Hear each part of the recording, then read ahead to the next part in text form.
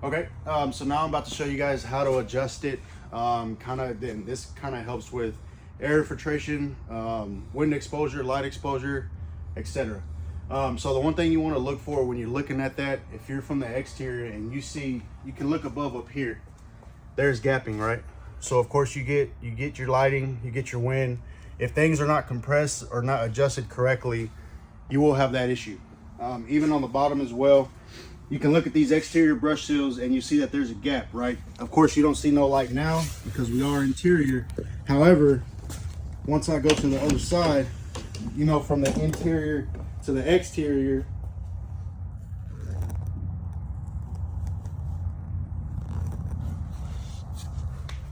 you'll see your lighting. Also, another thing is when you're running your system, the way you can tell it's needing adjustments is by the way it opens, it closes, and of course the way it runs, right? So right now it's running a little rough.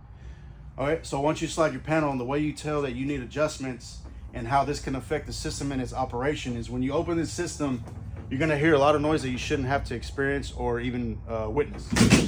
See, so that's causing the system to jump, which means this here, if you look at this, that is sitting too high. And even when you close it, you gotta use some force, and that shouldn't happen. So one thing to fix that, you take your T5 bar, you see your hex screws inside of the top track, and you adjust it down enough. You kind of take an estimated guess, and this is again where you play with your system and kind of get used to it.